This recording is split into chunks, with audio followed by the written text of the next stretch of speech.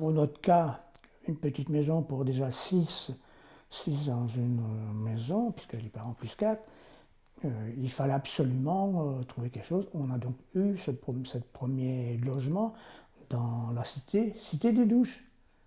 Cité des Douches, c'est ce qu'on pouvait mettre sur une enveloppe, Cité des Douches. Combien de maisons au total en fait, Cité des Douches? La nôtre, ça fait déjà 16, puisque c'est 8 nord.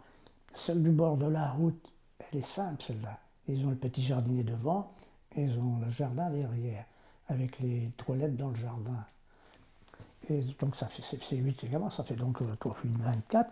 Et juste pas loin, il y en a une autre qui est simple, donc je ne sais pas s'il y en a 8, je crois qu'il y en a. Donc ça fait au moins 31, je crois. C'est composé comme ça, il y a une marche, bien sûr, une grande cuisine.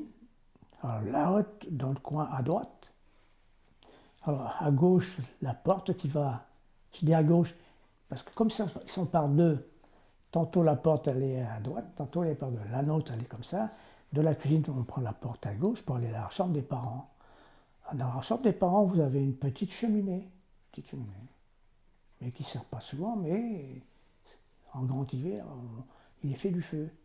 Alors dans la cuisine, il y a un escalier qui part vers un petit palier. Et alors c'est pareil, c'est des chambres mansardées. Et c'est la même superficie que la cuisine, la même superficie que la chambre. Si on veut, j'étais apprenti dans l'Orne, dans la région de l'Aigle, quoi. Et il y a eu des annonces. À ce moment-là, il y avait de l'emploi un peu partout.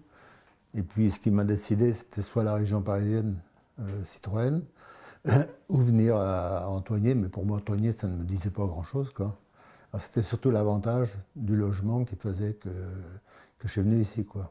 Ouais, surpris, oui, parce que ce soit une usine qui attribue des logements, ça me paraissait pas courant, hein. Pas combien il y en avait, mais il y avait un paquet quand même, hein. Cité des Douches, Cité de Touillé, plus les cadres et tout ça. Alors, il y avait un petit paquet, me dit, s'il y en a que 100 ou 150, il n'y en a pas 200, hein. Il fallait faire une sélection, hein.